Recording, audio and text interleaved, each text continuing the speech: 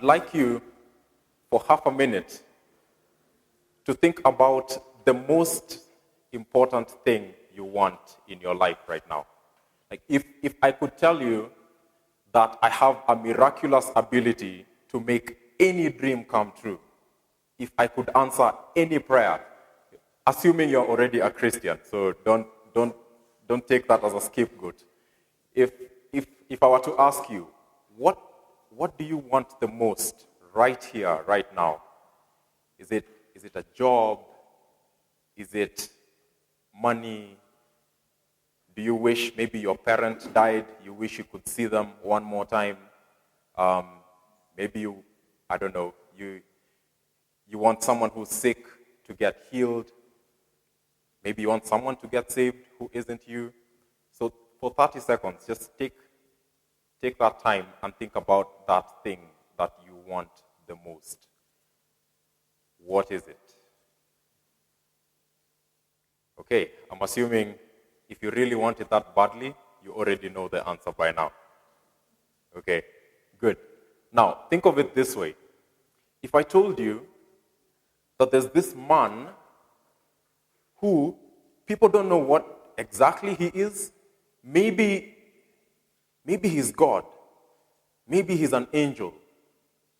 I don't know. Maybe he's a prophet. But this guy is in Mombasa, and anything you ask him, he makes it happen. And he's in Mombasa today and tomorrow. What would you do? It's proven. There's like Instagram evidence, Twitter, it's all over the place. It's not fake news.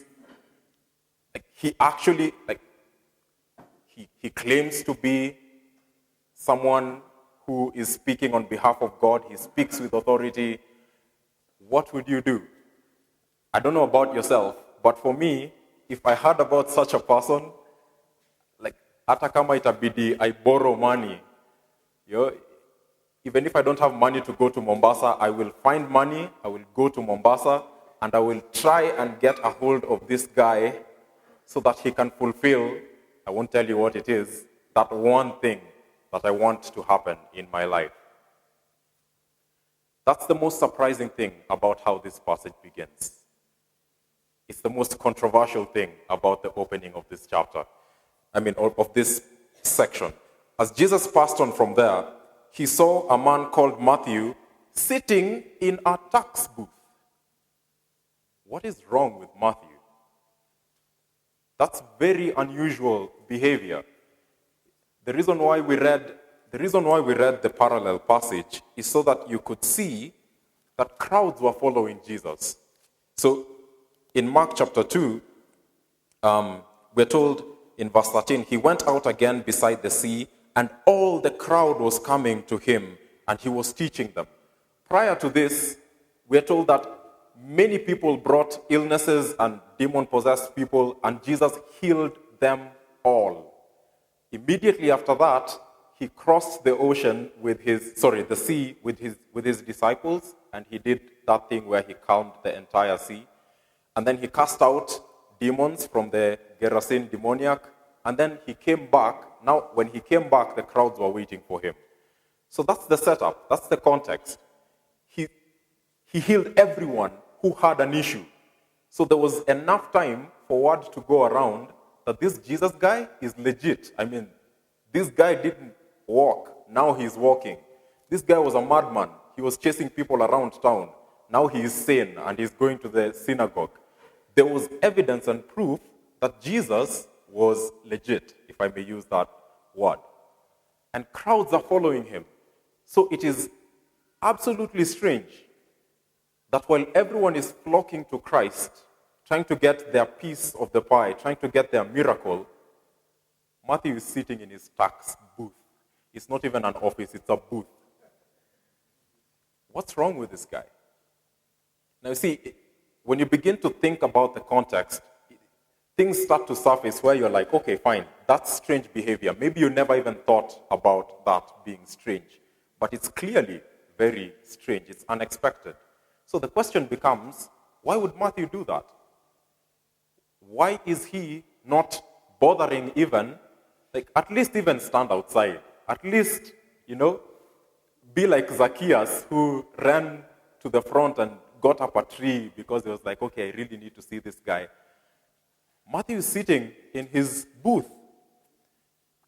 Now you see, tax collectors, they lived in between two worlds and belonged to neither. Actually, if you are a critical reader, in Matthew, we have read that he is called Matthew. What does Mark call the guy who is the tax collector that is called by Jesus? Levi. So nowhere are we told that Matthew is Levi. So why would we rightfully assume that Matthew and Levi are the same person? Sorry? It's both, eh? The thing is, tax collectors lived in between two worlds and belonged to none. They were under the rule of the Roman emperor.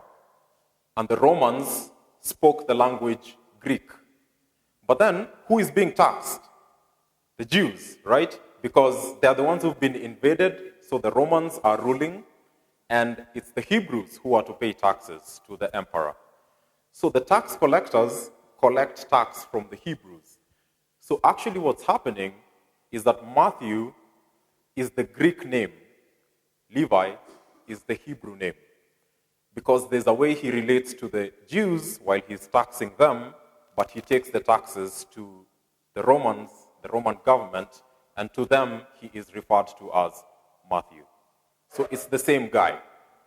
But what that implies is that he was one of the most hated people during that time.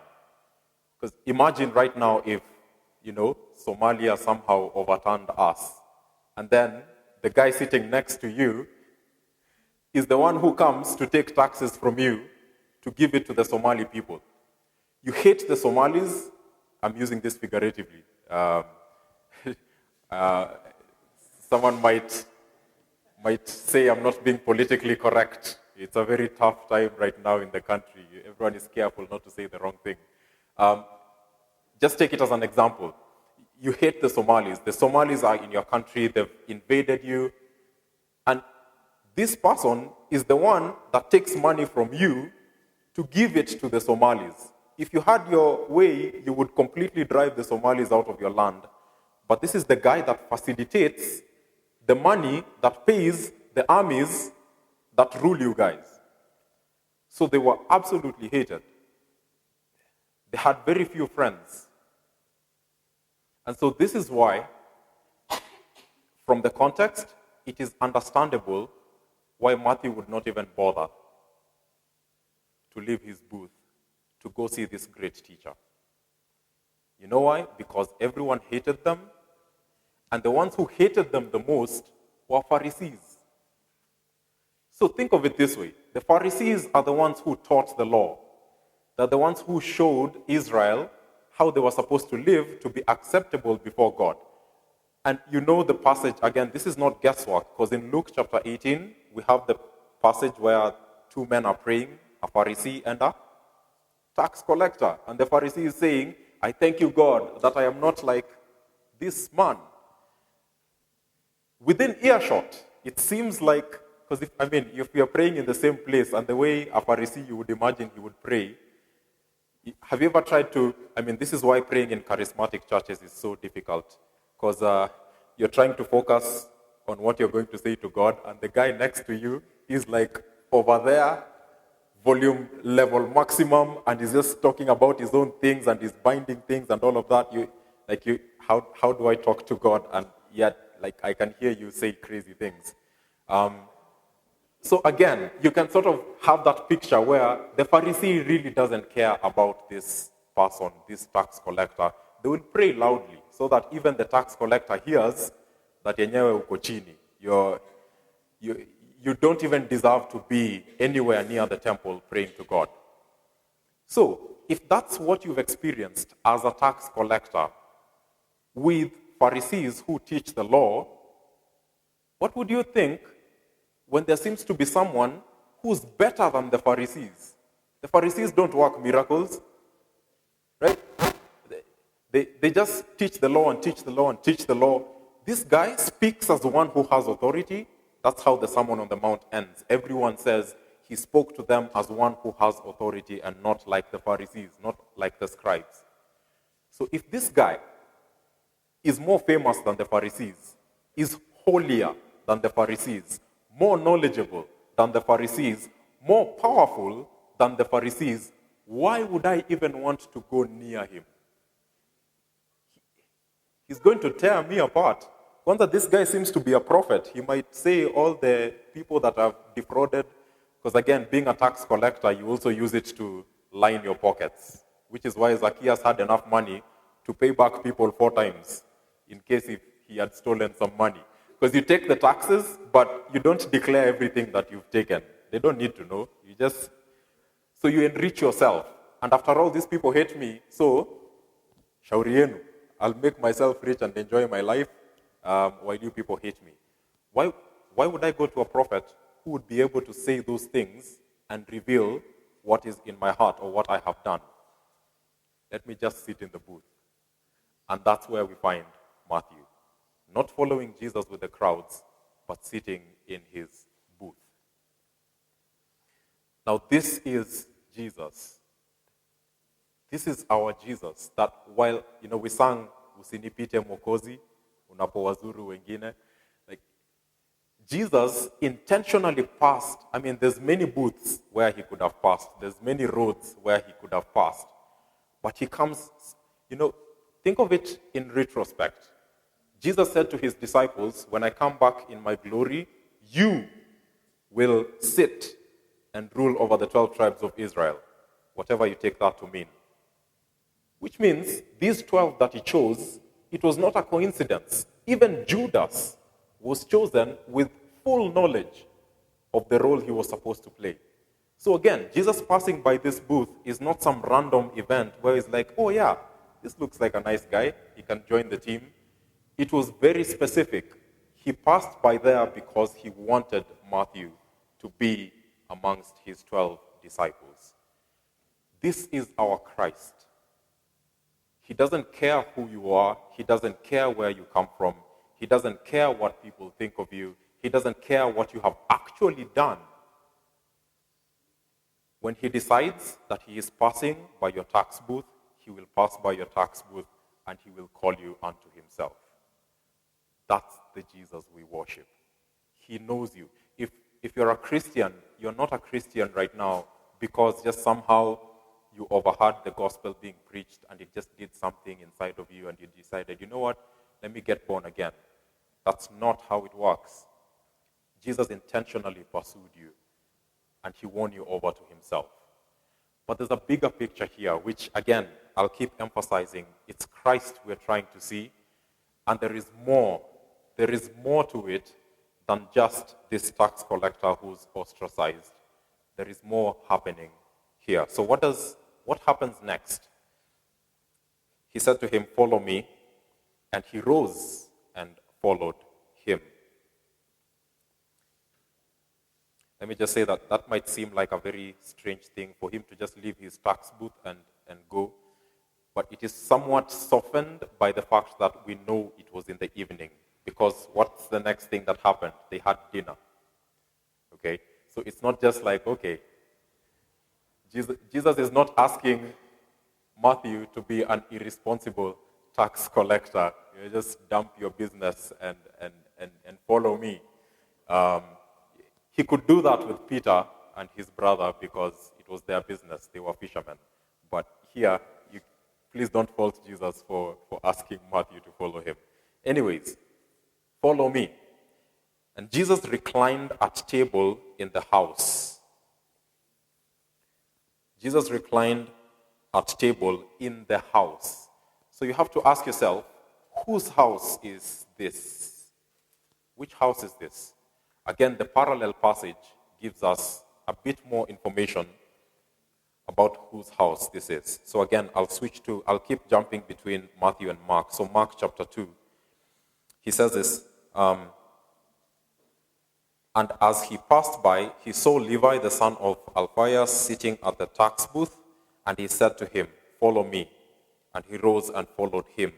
And as he reclined at table in his house. So his here is referring to, obviously, Levi, the guy who had been called. So Jesus calls Matthew. He calls Matthew in the evening, and he goes with Matthew to Matthew's house. Now, this is why I'm saying there is something bigger here than just Matthew, because what happened next? Back in Matthew chapter 9.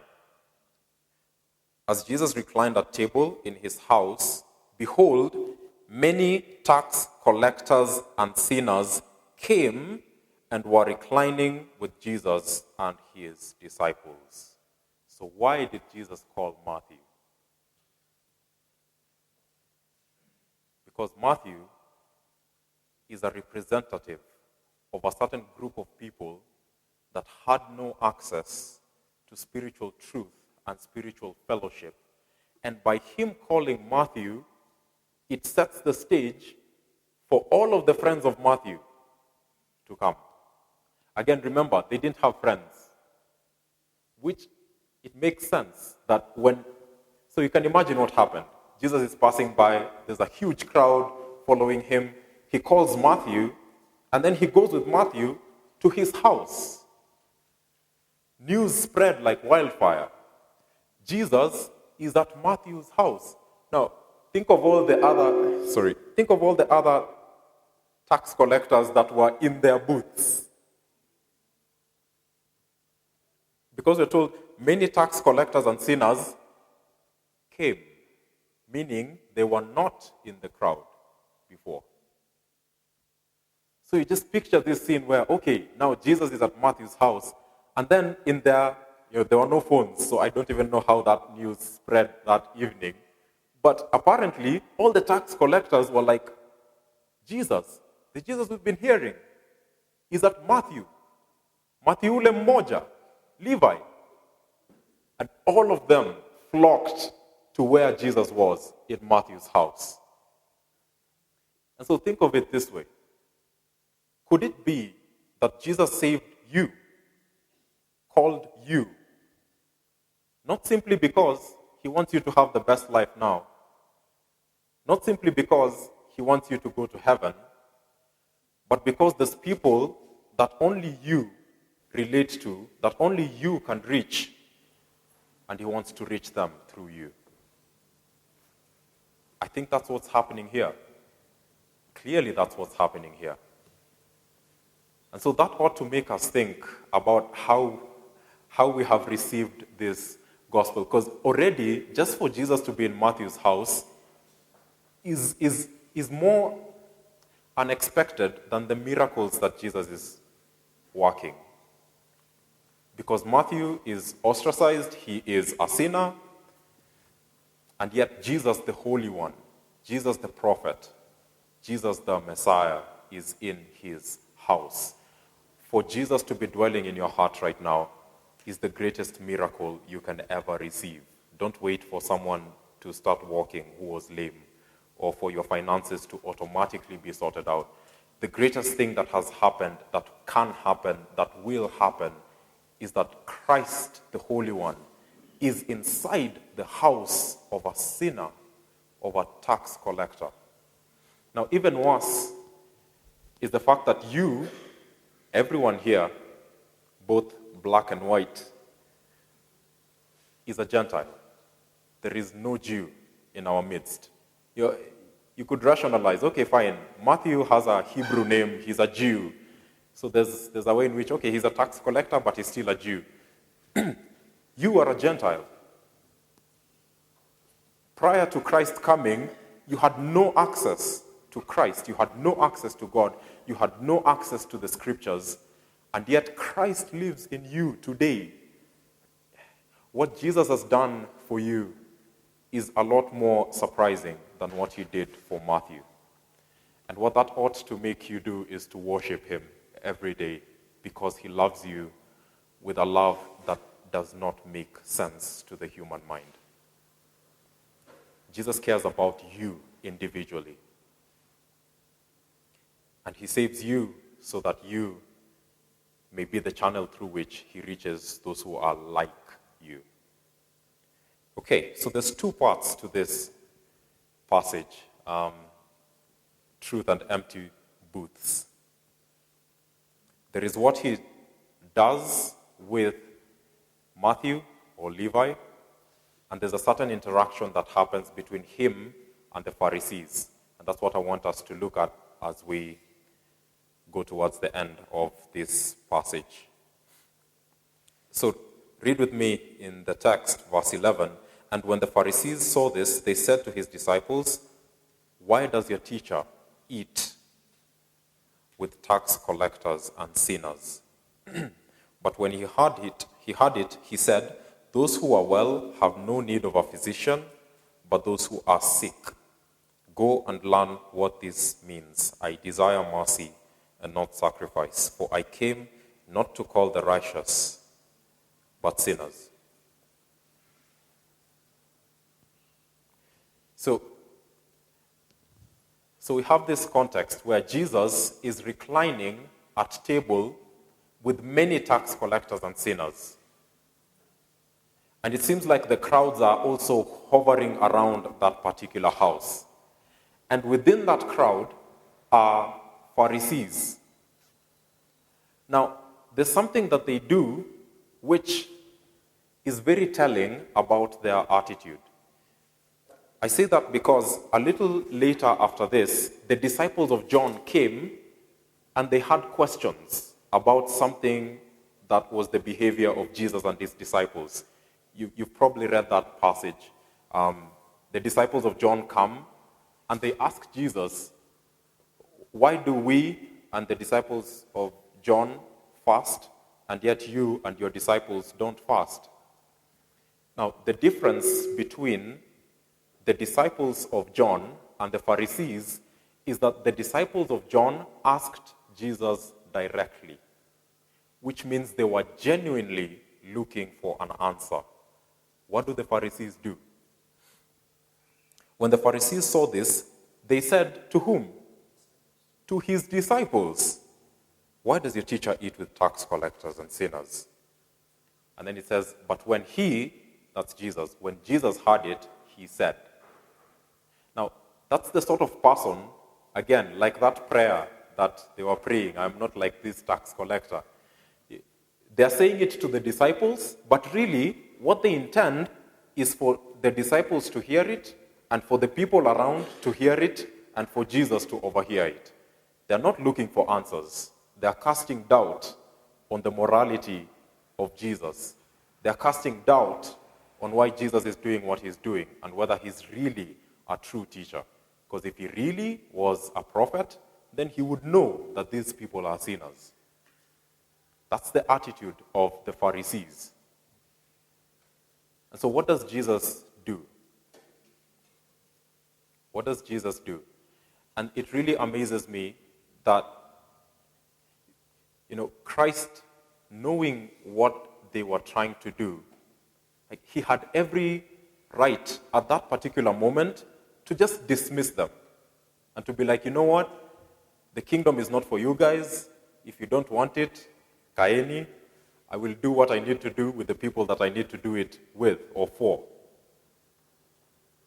But he actually, in his kindness and grace and mercy, gives the Pharisees a lesson, gives them a hint, a clue. Because what does he say? He says, when he heard it, he said, "Those who are well have no need of a physician, but those who are sick. Go and learn what this means. I desire mercy and not sacrifice, for I came not to call the righteous, but sinners." So he actually gives them homework. He quotes a passage that they are supposed to be familiar with because they are Pharisees. He says, "Go and learn." And that's quite, I don't know, sometimes if you can remember when you're in, say, high school or primary school, and there's that student who thinks they know everything. One of the most humbling things that a teacher can do is, when they seem to know everything, the teacher asks them a question they can't answer. and then you tell them, go do your homework. It's quite humbling. Now, the Pharisees, imagine this is in front of everyone. So the Pharisees are supposed to know it all, literally. They're supposed to know it all. And yet Jesus tells them, go and learn, which implies you know nothing. You think you know, you act like you know, you speak as if you know, but he tells them to go and learn. Now, he doesn't leave them hanging. He actually gives them a reference. He gives them homework. Go and learn what this means. And then he quotes the passage, I have desired mercy and not sacrifice. And so he's actually giving them a way out of whatever self-righteousness state they are in. He tells them, you go learn what this passage means. Now, what does that mean? Think about it. Because, yes, fine, he's telling the Pharisees, and we all want to laugh at the Pharisees. But then, do you actually know what that means? I desire mercy and not sacrifice. So the verse is quoted from Hosea chapter 6. So if you could keep a finger in Matthew, I think it's important for us to see where this comes from.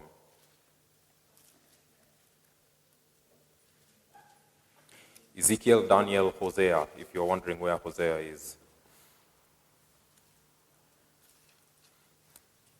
So Hosea chapter 6, the key verse is in verse 6, but let me read from verse 1 just so that we get the context.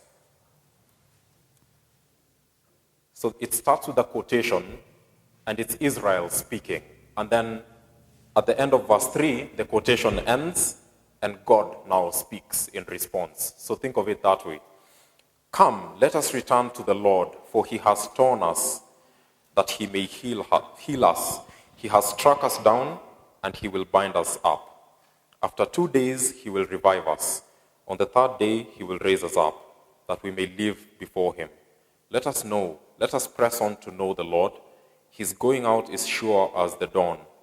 He will come to us as the showers, as the spring's rain that water the earth. Then God speaks, what shall I do with you, O Ephraim? What shall I do with you, O Judah? Your love is like a morning cloud, like the dew that goes early away. Therefore, I have hewn them by the prophets, I have slain them by words of my mouth, and my judgment goes forth as the light. For I desire steadfast love and not sacrifice, the knowledge of God rather than burnt offerings. So what the prophet Hosea is showing us is that the Israelites seem to be presumptuous. They say in 2 days, God will save us. In 3 days, he will rise, he will bring us back, he will restore us. And the indictment against them is that God tells them, your love is like the morning dew, like a cloud that quickly dissipates. You say that you want to worship me, you say you want to serve me, and yet it quickly turns into something that was just a very short-lived thing. And what God says to them is that I desire mercy, which is also translated steadfast love, and not sacrifice. And so what he's communicating to them is that it's easy for you to keep going astray and coming back to sacrifice, going astray, coming back to offer sacrifice. And yet, what I want is not for you to keep trusting in this sacrifice or these sacrifices as what's going to be pleasing to me. I want you to have steadfast love. And now you see, in Romans, I believe it's chapter 5, it says that God's love has been poured out into our hearts by the Holy Spirit. Now, the reason why steadfast love and mercy are often translated interchangeably is because they are so closely connected. You cannot be merciful, you cannot have steadfast love towards others, you cannot treat others with mercy and kindness unless the love of God is also steadfast inside of you. And so what God wants is that change of heart, is that heart that realizes how God has been so merciful to you therefore you can be merciful to others. God has forgiven you, therefore you can forgive others. God has given you freely, therefore you can give freely to others. They are interconnected in that way. He desires steadfast love, he desires mercy, and not sacrifice. Now I think we have a few minutes for me to quote one more passage that I think is very crucial because, again, it uses the exact same phrase. I desire steadfast love and not sacrifice. It's in 1 Samuel chapter 15. So if you could, again, turn with me there, just to read it briefly. The context, I think we'll start from verse 13, but the context here is that God had asked Saul to attack the Amalekites and kill absolutely everyone because they were enemies of Israel, and they were not supposed to spare anything, whether man or beast. And yet, Saul didn't do that. He spared the flock, he spared the best of the flock, and he also spared Agag, who was the king of the Amalekites. Now, Samuel wakes up early in the morning and comes to Saul. So if I may begin in verse... Sorry.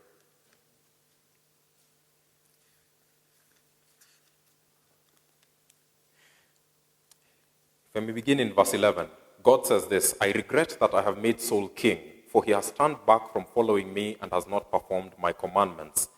And Samuel was angry, and he cried to the Lord all night. And Samuel rose early to meet Saul in the morning, and it was told Samuel, Saul came to Carmel, and behold, he set up a monument for himself, and turned and passed on and went down to Gilgal. And Samuel came to Saul, and Saul said to him, Blessed be you to the Lord. I have performed the commandment of the Lord. For you, those of you who are parents, you know that when you get home and the kid comes running saying, Hey, Daddy niliosha vyombo. And it's not normal for him to come announcing the things that he did that day, you immediately become suspicious. What is this diverting my attention from? What did you do? And sooner or later you might find out, alivunja kikombe. Saila alikuwa naosha. They broke the glass. But then what they want you to focus on first is that they did something nice. They did something amazing. And this is how Saul is the one that runs to Samuel and tells him, I obeyed the commandment of the Lord. And yet he knew very well that that's not what he had done. So let me just read very quickly the conversation that happens between him and Samuel, and it will end with that phrase that we have seen. Blessed be you to the Lord. I have performed the commandment of the Lord. And Samuel said, What then is this bleating of the sheep in my ears and the lowing of oxen that I hear? And Saul said, They have brought them from the Amalekites. It almost sounds like it's been translated from Kiswahili. Wamezileta. So you wonder who are those people? They have brought them. They have brought them from the Amalekites. For the people spared the best of the sheep and of the oxen to sacrifice to the Lord your God, not mine, to the Lord your God. And the rest we have devoted to destruction. Okay. Then Samuel said to him, Stop. I will tell you what the Lord said to me this night. And he said to him, Speak. Now Samuel says this, Though you are little in your own eyes, are you not the head of the tribes of Israel? The Lord anointed you king over Israel. And the Lord sent you on a mission and said, Go devote to destruction the sinners, the Amalekites, and fight against them until they are consumed. Why then did you not obey the voice of the Lord? Why did you pounce on the spoil and do what was evil in the sight of the Lord? And Saul said to Samuel, I have obeyed the voice of the Lord. I have gone on the mission on which the Lord sent me. I have brought Agag, the king of Amalek, and have devoted the Amalekites to destruction. But the people took of the spoil, sheep and oxen, the best of the things devoted to destruction, to sacrifice to the Lord your God in Gilgal. And Samuel said, Has the Lord as great delight in burnt offerings and sacrifices as in obeying the voice of the Lord? Behold, to obey is better than sacrifice, and to listen than the fat of rams. For rebellion is as the sin of divination, and presumption is as iniquity and idolatry. Because you have rejected the word of the Lord, he has also rejected you from being king. You see, Samuel started by pointing out the heart of the matter. He says to Saul, though you are little in your own eyes, hasn't God made you the king of Israel? So actually what was happening here is that this is actually a problem that you could see even from before Saul became king. He was a timid guy. You remember he was tall, he stood head and shoulders above everyone. And then God said, I'm going to choose a king, cast lots, and whoever it falls on is going to be king. And the lot fell on Saul. Where did they find Saul? He was hiding in the luggage. A man who is taller than everyone. He stood head and shoulders above everyone, but right from the beginning, he was timid. He was fearful of people. And here, what Samuel is saying is that God gave you a command because he has entrusted you with responsibility to be king over Israel and to lead them because he was king directly, but now he has put you in that authority where you act on his behalf. And yet, because you are little in your own eyes, you listen to the people and you do it not for the Lord, but for yourself. Hence, you even put up a monument just to legitimize what you have just done. It's because you're little in your own eyes. And he's told, obedience is better than sacrifice. You see, the thing is this.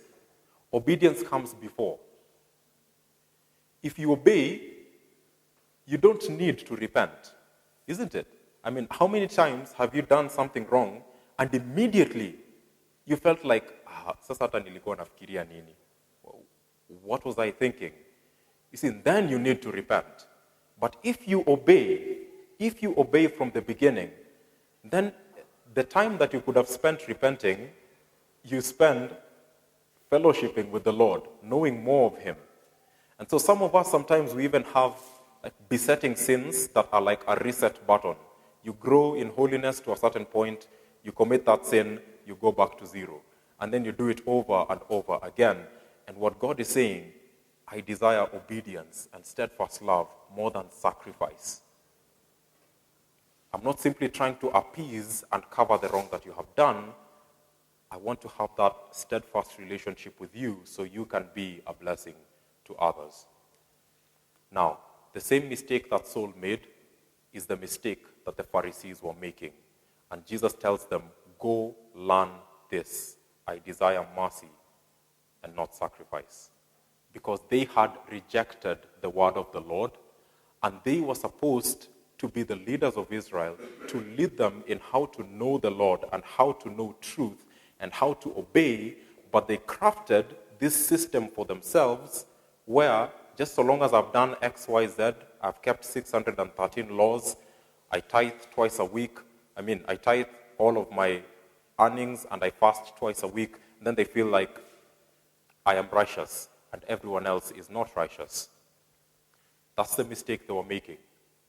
So for them actually not to sit down with Jesus is not because they think themselves as better, it's because they know that they are worse than those tax collectors, than those sinners. And so Jesus doesn't leave them hanging. He tells them, go and learn this. I desire obedience, steadfast love, mercy, and not sacrifice. Because he preaches to them as well. You might know someone who's the most angry, rebellious person against Christianity, but don't stop preaching the gospel to them because it is the sick who need a physician and not those who are healthy. Now, the final thing I'll say in light of what the Pharisees did and what Saul himself did, especially for the men amongst us, those who are seeking to lead families, those who are leading this church, those who are serving this church. If you ever leave God's word aside and you listen to the people in a sense in which you end up contravening God's law, you may think you're doing it for their good, but really you are leading them astray, and it will come back to bite you. So, for example, for the Pharisees, you can almost imagine, I don't think it's just them who sat down one day and decided we are going to be outward observers of the law. I mean, these things happen mutually. The same people that you're trying to lead are like, okay, so what should I do? What should I not do in order to be in a good standing with the Lord? And you start crafting things, laws, that are not what God has said. And then because you can fit that standard, you say you sacrifice and you tithe and you fast twice a week. It can happen to any one of us. The way in which it came back to bite Saul is that Saul thought that he was keeping the best of the flock for himself, and he could sacrifice some to God, and then they could eat the rest and have some nice, breed of cattle that they had taken from the Amalekites. Do you realize that the whole book of Esther was written because Saul didn't finish his mission? The enemy of the Jews was called Haman the Agagite. Because Saul did not finish the mission, because he left Agag and some of his disciples alive, or rather his family, his descendants alive, we now have a whole new problem that the Lord in providence has to intervene and deal with, because Saul did not listen to God and was trying to do it in the best interests of the people. Stand by what God says. And when you do that, you don't have to be aloof and be above everyone else, because you yourself know that you are worse than a tax collector. You will exercise mercy and steadfast love on everyone that you come in contact with. And I believe this is Jesus' gracious message to us today, that number one, you are a tax collector. You don't deserve for him to be in your house, dining with you, reclining with you. But he has called you very specifically, not just for yourself, but for the people around you as well. But secondly, every single one of us is in danger of becoming a Pharisee, where instead of all the other tax collectors coming to dine with you and Christ, you start looking down on people and driving them away because you sacrifice. You are so reformed. You know the 5 solas. You know the history of the church. You don't speak in tongues, if that's something to boast of. Don't become that person. Don't become that Pharisee. He desires steadfast love and not sacrifice. And I pray that that will be true of us today. Jesus, we thank you for your love, that you pursue us so intentionally, so patiently, so mercifully.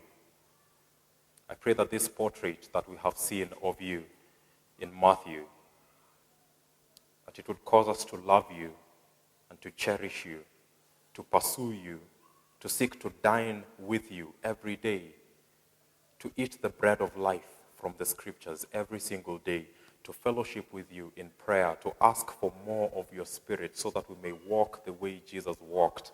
I pray that every one of us would be a blessing to those who come into contact with us. Keep us, Lord, from the sin of being Pharisaical, of not hearing your word, but crafting a system where we fit in and where we meet all the standards and we start looking down on other people. Cause us to be like Matthew. Cause us to be like Christ. So come and fulfill your word for us as we contemplate these things and as we go into the new week. For we pray this in Jesus' name. Amen.